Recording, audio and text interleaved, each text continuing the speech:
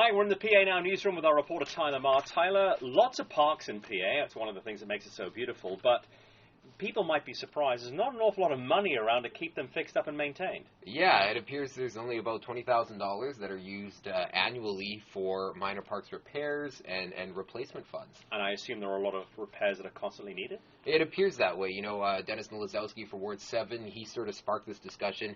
He says some young families were approaching him to get more pieces of equipment for a park along Southwood Drive. But everybody else says that, well, they have their own parks in their own wards that they would also like to be addressed. So given the competition for funding for parks maintenance, I know one of the councillors also brought up at least a cute, perhaps temporary idea. It's all about the dirt. Yeah.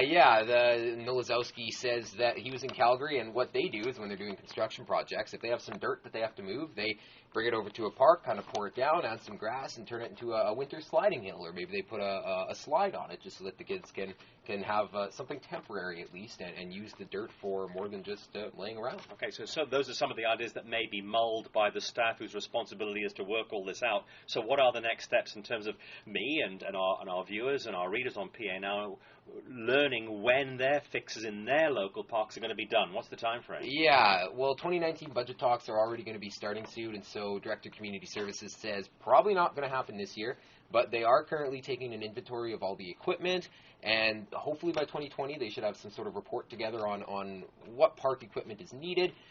They suggested that we set up something kind of like we have for fleet maintenance. You put some money aside every year so that when you need to buy some swings, you got the money there for the swings. Okay, check out Tyler Marr's article on panow.com.